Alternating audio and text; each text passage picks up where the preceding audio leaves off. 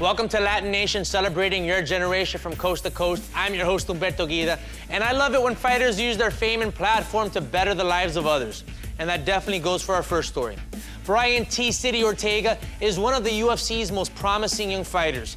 He grew up on the streets of the South Bay, Los Angeles, getting into trouble, running with the wrong crowd. You know how it goes.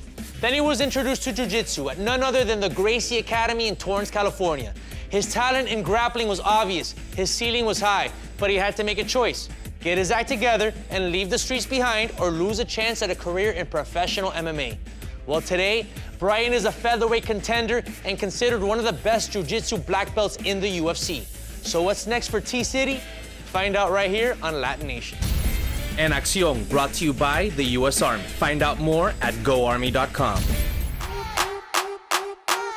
It's kind of trippy, you know? Like, just kind of the last 8 months, just fight after fight after fight, and just so you can see the progress, and I keep training, and I kind of wish I miss having a normal life, as in terms of like the gym now becomes like my life. So it's kind of weird, because before I definitely had more vacation time, more time to kind of just play around.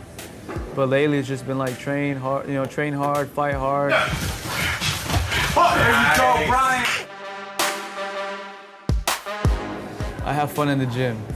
The main thing is, like, I always have all my group of friends, all my crowd in the gym, and as hard as we work, we used to go hang out somewhere before, but now it's like we're just hanging out in the gym, you know, to the point where, like, my dad comes to the gym, we have barbecues there, we have like parties there.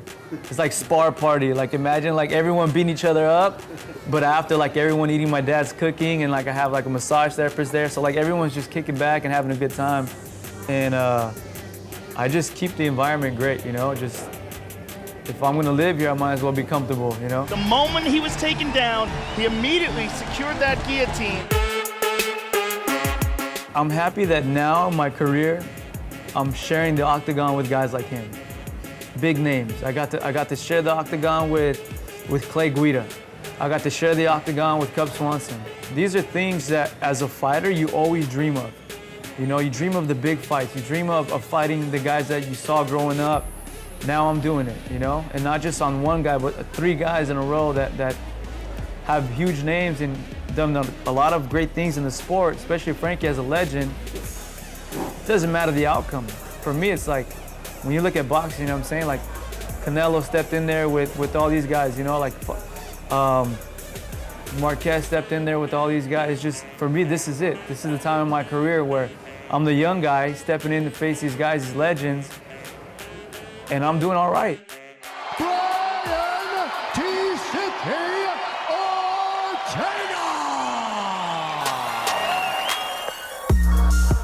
And I'm the kind of guy, if you tell me you can't do something, I'm gonna do it. Like, hey, Brian, you can't do a backflip off that 2-story building and land on your feet, I'm gonna give it a shot. That's just always the way I've been as a kid. So when they say, hey, man, this guy's never been finished, I'm like, wait a minute. And everyone's telling me, oh, you can't finish Frankie Edgar, you can't do this. So for me, it's just like, let's go for it.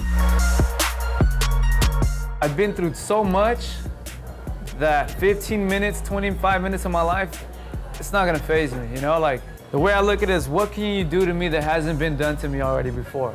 What are you gonna do? You're gonna beat me up, or you're gonna hit me in the face for 15 minutes? Like, I've been beat up worse than that in my life, you know? So the way I look at it is like, my whole entire career, I've had nothing to lose.